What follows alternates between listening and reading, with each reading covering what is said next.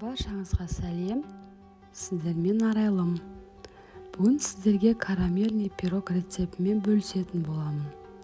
Өте дәмді, жеңіл дайындалады. Барлық ингредиенттерді осы бейненің астына қалдырамын.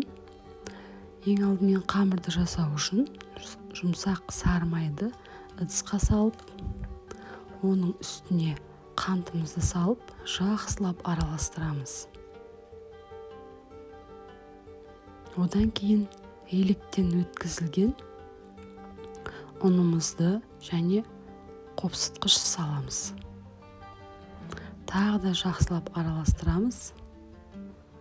Одан кейін бір жұмыртқа қосып, қамыр илейміз. Бізде песочный тесто шығады. Жақсылап барлығы біріккенше қолымызбен илейміз. Кейін оны целлофанға салып, әзірше тоңазытқышқа салып қоямыз.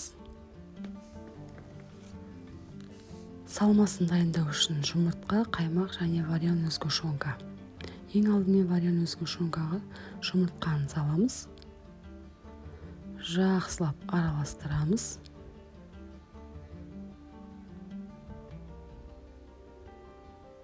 Достар, менің каналым сіздерге ұнап жатса, лайк басып, комментарий жазып,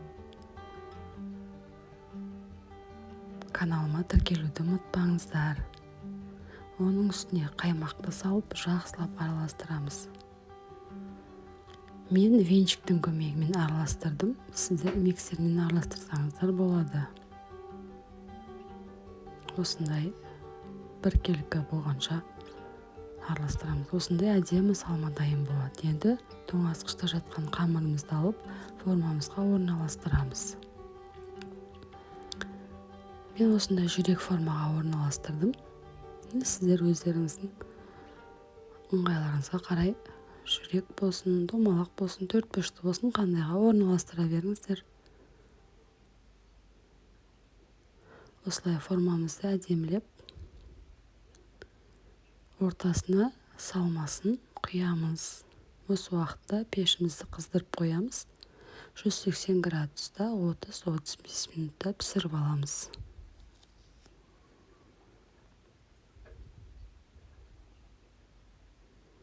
Міне біздің пирогымыз дайын. Өте дәмді. Мен бетін кокос ұнтағымен безендірдім. Сіздер қант ұнтағы, крем жасасаңыздар болады. Осындай өте дәмді, жұмсақ, ауызда еритін пирог дайын болады. Жасауға кеңес беремін. Ас болсын.